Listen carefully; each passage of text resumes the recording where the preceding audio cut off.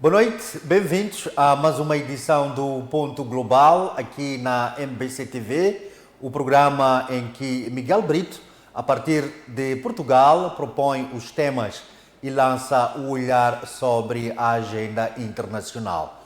Para esta edição, Miguel Brito escolheu como primeiro tema a aprovação da Lei de Nacionalidade Portuguesa e é sobre este assunto no primeiro momento que vamos discutir que medidas ou que reformas esta lei traz, portanto, no ordenamento jurídico português. E no segundo momento vamos olhar para o cessar-fogo entre os Estados Unidos e o Irão e estas negociações, portanto, que estão a decorrer desde sábado no Paquistão, na capital do Paquistão, Islamabad. Este cessar-fogo na sequência, portanto, das ameaças de Donald Trump de extinguir toda a civilização do Irão. São esses dois temas que vamos aqui discutir com Miguel Brito, começando mesmo pelo primeiro, a aprovação da Lei de Nacionalidade Portuguesa. O que é que nos traz esta lei?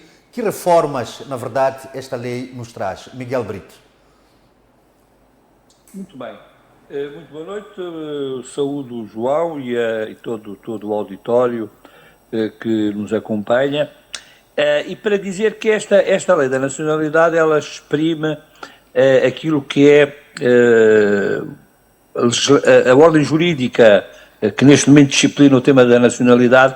Mas eu permito-me ir aqui um bocadinho atrás para citar aqui uma frase extraída de uma ópera escrita pelo Dino de Santiago, que é um cabo-verdiano, e a peça chama-se Adilson, e que é sobre a história de quem era da burocracia do país, quer para obter residência, quer para obter nacionalidade. E no fim do espetáculo ecoou uma frase que eu acho que é muito importante, antes de entrarmos na questão da ordem jurídica, que é uma frase que diz assim: eu não sou português, eu sou Portugal, um país à espera. E de facto esta questão da lei da nacionalidade em algumas coisas é um desacerto, outras coisas é um passo em frente. Eu acho que ela introduz algumas melhorias, está menos radicalizada. Eu acho que ela expurgou algumas questões que tinham sido apontadas pelo Tribunal Constitucional. Ela acabou por trazer também uma maior robustez. Conseguiu concitar à volta da lei da nacionalidade partidos da direita, mas sem estar absolutamente associado ao Chega e àquilo que eram as propostas do Chega. A própria Iniciativa Liberal aprova este pacote legislativo. Ele acaba por não ter aqui uma posição muito cerrada, sobretudo sobre aspectos mais expressivos, e o próprio Partido Socialista coloca reservas relativamente a uma parte do diploma, mas globalmente nem tem grandes dúvidas em matéria de constitucionalidade. Por outro lado, eu assinalo que esta lei da nacionalidade também se desdramatizou um pouco. Ninguém sabe qual é o posicionamento do Sr. Presidente da República sobre esta matéria, mas também se registra que não existe pressão sobre o Presidente da República quanto à matéria em apreço. Em primeiro lugar, reflete um quadro institucional de algum equilíbrio, e é neste equilíbrio que esta legislação deve ser produzida. A frase que eu citei, quer dizer, eu não sou português, eu sou Portugal, quer dizer que, de facto, a aspiração de ser Portugal faz com que a lei da nacionalidade seja muito mais do que um cartão de cidadão, porque ela tem uma convivialidade, por isso se fala muito da cidadania lusófona e de uma espécie de espaço lusófono que é uma realidade e uma utopia ao mesmo tempo, mas que é uma coisa muito importante para aquilo que são os destinos da língua portuguesa, que são os destinos estratégicos dos países que falam língua portuguesa. Eu não posso deixar de recordar que ontem faleceu um grande professor de Direito Internacional Público, que se chamava Vladimir Brito, foi o autor da Constituição da República Cabo-Verdiana, que era natural da Guiné-Bissau e que tinha nacionalidade portuguesa. Esta especificidade, este traço de mosaico cultural geográfico é uma característica que a nacionalidade, o direito à nacionalidade em Portugal tem que ter. Já não é só a conexão entre o ius sanguíneo ou o ius soli, mas há uma espécie de solo imaterial da língua portuguesa que deve nortear os grandes objetivos e a grande evolução que poderá vir a existir relativamente à aquisição da nacionalidade. Exato. Miguel, relativamente ao regime em concreto. Miguel, qual é o principal objetivo desta lei? Porque fala-se, portanto, de tentar travar a crescente migração que Portugal tem vindo a enfrentar nos últimos anos. Este que é o objetivo desta lei, de travar este movimento de entrada de estrangeiros em Portugal? Em primeiro lugar, o problema da lei dos estrangeiros tem duas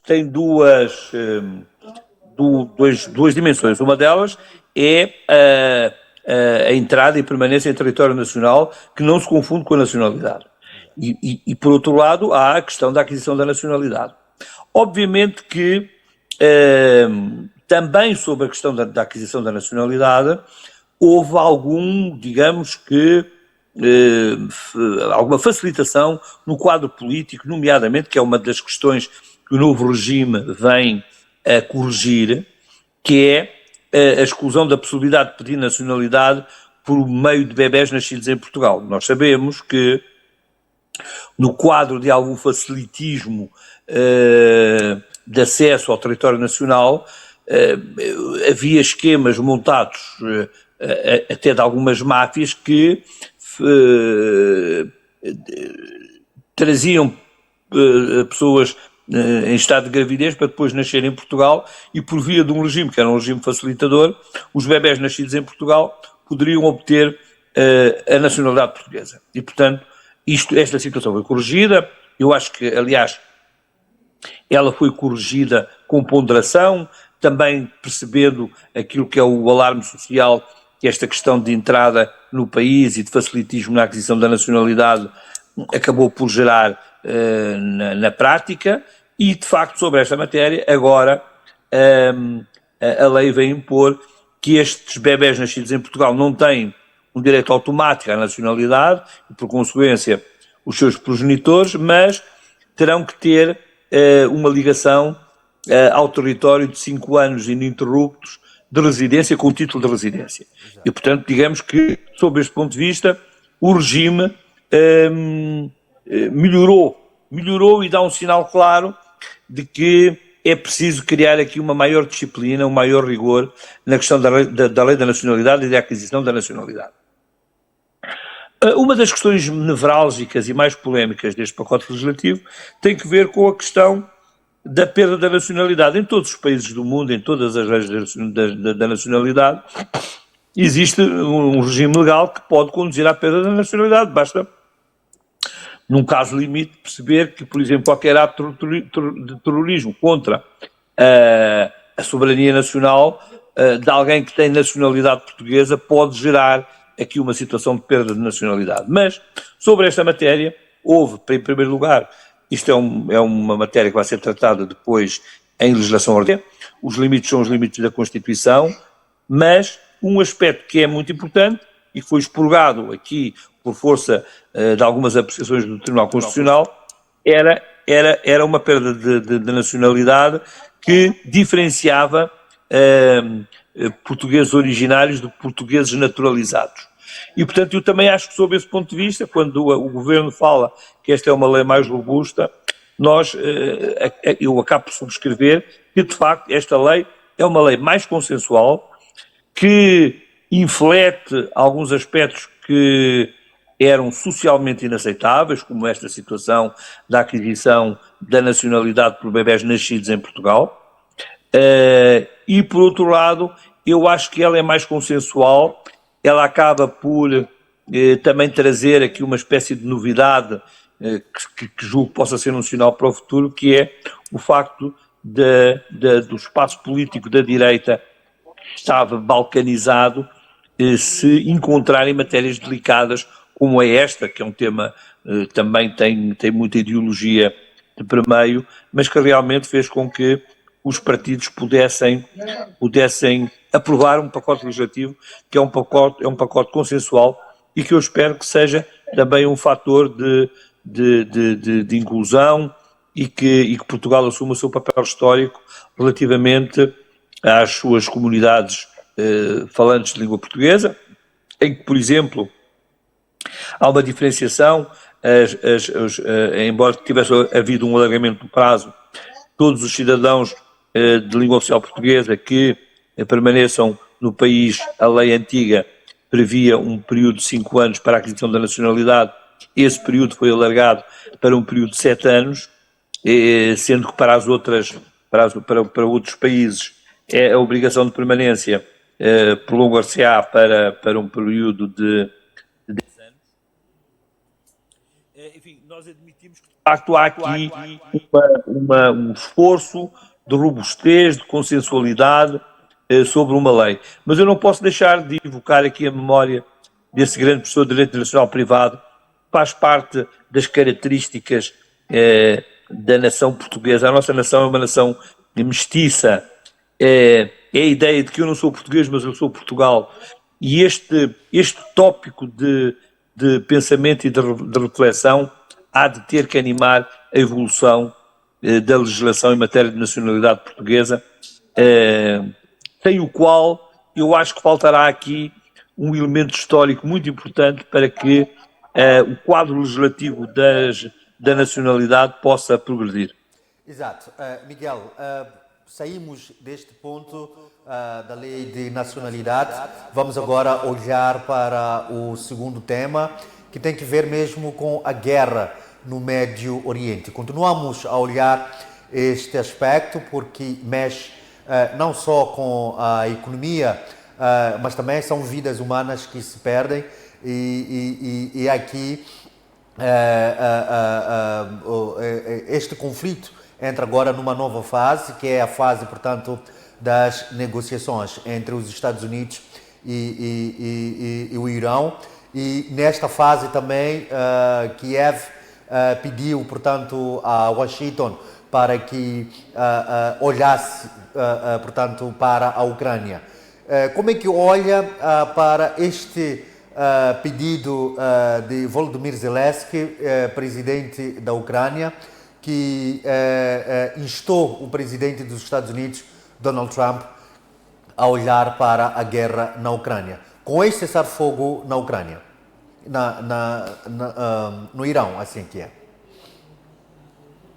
Estes cenários de guerra e o mediatismo que eles transportam às vezes desviam a atenção de determinados conflitos e há guerras mais e menos mediáticas, mas a perda da vida humana ela é igual em qualquer circunstância e obviamente que é um tema que deveria merecer igual atenção em todos os conflitos, mas nós sabemos que a realidade não é assim. Relativamente à questão do Médio Oriente, obviamente que todas as pessoas de paz esperam que as negociações em Islamabad e o papel do Paquistão no concerto aqui de um cessar-fogo e de criação de bases efetivas de paz naquela latitude geográfica, com as consequências que tem de escalada de conflito, mas também de consequências que tem do ponto de vista económico, pela fortíssima dependência do petróleo e da importância que o Estreito de Hormuz e do comércio marítimo de petróleo representa em todo o mundo. Esperemos que, de facto, se possa consolidar um acordo efetivo, que não seja só uma manifestação de cessar-fogo precária e temporária, mas que possa realmente resultar de um acordo de paz firme e duradouro, e que seja rápido que isso possa acontecer. Eu, obviamente, que pude observar que o João acabou por fazer uma menção, provavelmente a uma expressão utilizada pelo Presidente Trump, que o Presidente Trump iria acabar com a civilização do Irão, a civilização persa. Nós temos muitas experiências da história que as civilizações não se combatem pela guerra e que nunca se abatem, definitivamente. Nós sabemos que as civilizações são invisíveis e, portanto, elas têm uma resistência, eu diria que elas estão resistentes à prova de bala, portanto, nada as destruirá. E, portanto, qualquer respeito, qualquer investida fundada na guerra e fundada no extermínio, mais tarde ou mais cedo,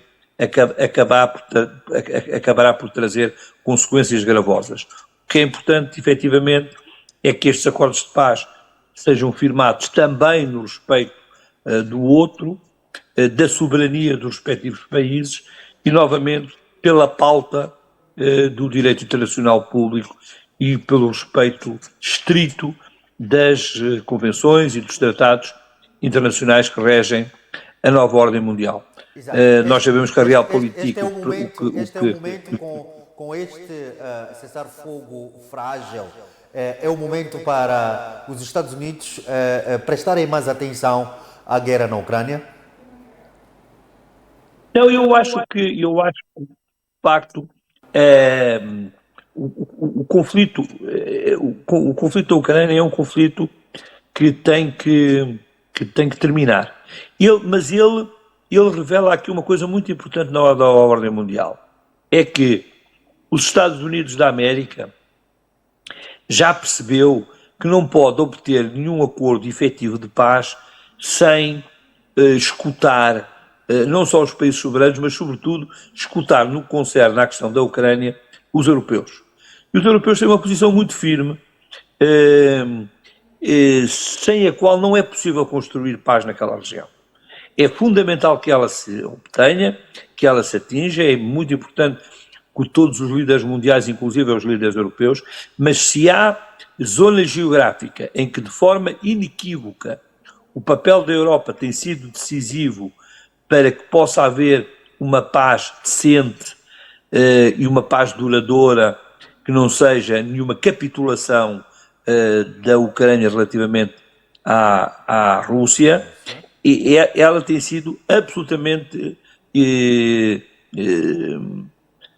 cedida também pelos europeus. E, portanto, é muito importante, quando se fala permanentemente de que os europeus não têm voz no Concerto das Nações, dizer que sim, aqui nesta matéria tem tido.